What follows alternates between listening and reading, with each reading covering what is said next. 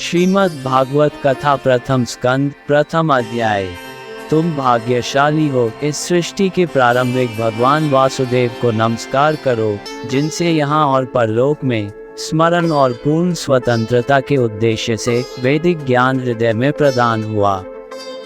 वह मूल निर्माता कौन है, उसके बारे में जानकर जागरूक आत्माएं सूर्य की अग्नि के लिए पानी की मृग तृष्णा की भांति ब्रह्म की स्थिति में, जहाँ भौतिक प्रकृति के गुणों के क्रिया प्रतिक्रिया के माध्यम से तथ्यात्मक का ब्रह्म है।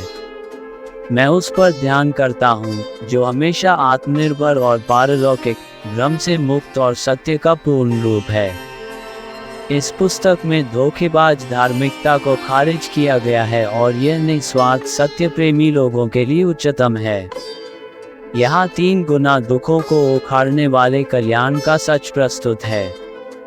जब इस पुस्तक में महान ऋषि व्यासदेव द्वारा संकलित भगवान की सुंदर कहानी है, तो दूसरी कहानियों की क्या आवश्यकता है।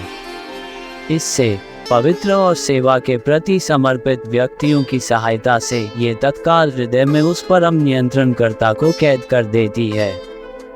वैदिक साहित्य के कल्प वृक्ष से एक पका हुआ फल है जो शुकदेव के होठों से बहकर सभी दिशाओं में पूर्ण मधुर अमृत के रूप में प्रकट हुआ है।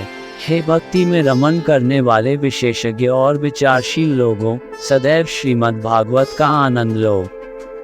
नैमिषारण्य के जंगल में, जो विष्णु का पसंदीदा स्थान है, ऋषि शौनक के नेतृत्व में ऋषियों ने स्वर्ग के भगवान और पृथ्वी पर भक्तों के लिए 1000 साल का यज्ञ किया।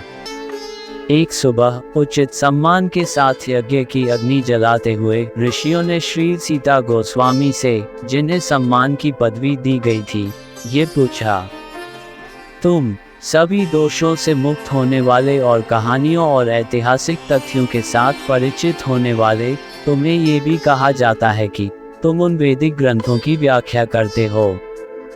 वेदिज्ञों के बड़े रूप में तुम व्यासदेव, उनमें से भगवान और सूत को जानते हो, और तुम भौतिक और आध्यात्मिक ज्ञान में पारंगत अन्य लोगों को भी जानते हो।